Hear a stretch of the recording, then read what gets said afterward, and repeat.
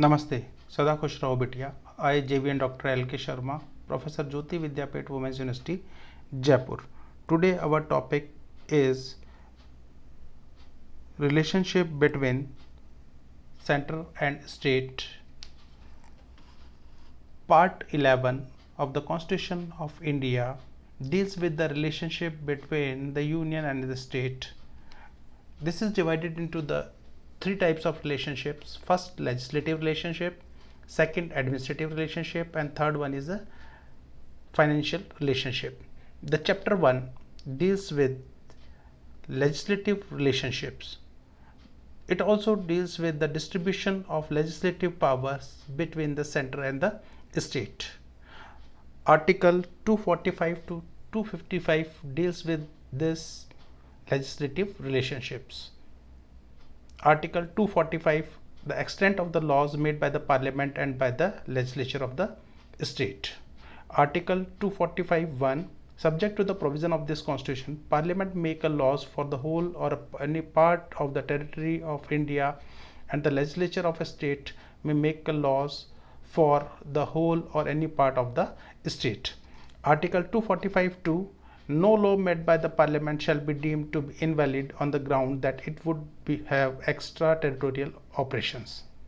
Article 246, subject matter of the laws made by the parliament and by the legislature of state.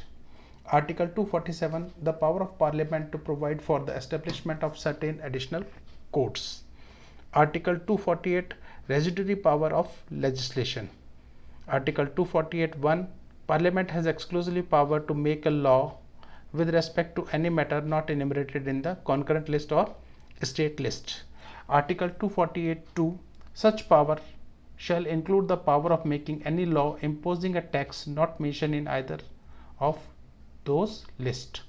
Article 249, the power of Parliament to legislate with respect to a matter in the state list in the national interest. Article 250, the power of Parliament to legislate with respect to any matter in the state list if a proclamation of emergency is in operation. Article 251, inconsistency between the laws made by the Parliament under Article 249 and 250 and laws made by the legislature of the state.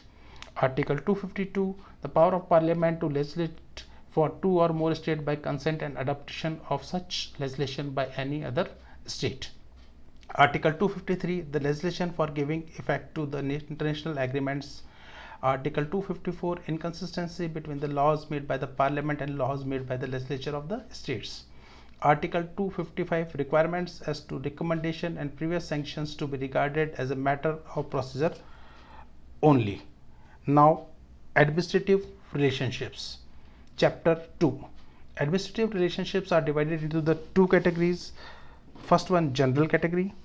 Second one, disputes relating to the waters and coordination between the states. The general administrative relationships comes under the category of Article 256 to Article 261. Article 256, obligation of states and union. Article 257, control of the union over state in certain cases. Article 258, power of the union to confirm powers etc. on states in certain cases.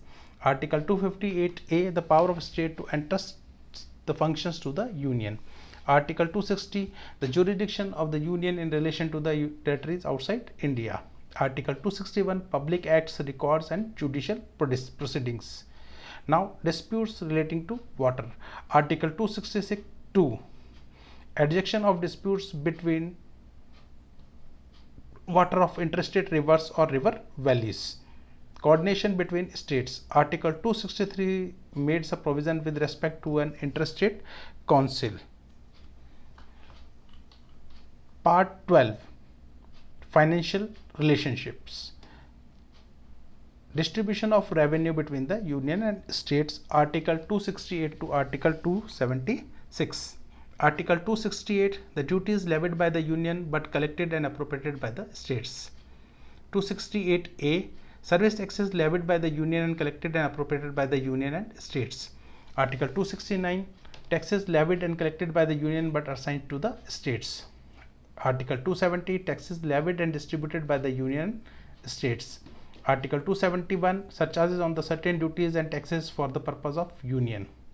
Article 273, grant in lieu of export duty on jute and jute products. Article 274, prior recommendation of President required to bill affecting taxation in which states are interested. Article 275, grants from the Union to certain states. Article 276, taxes on a professions, trades, callings and employments. Besides this, there is another important aspect is that the relationship of union and states on the consolidated fund as well as of the contingency fund. This is all about the central and state relationship. Thank you.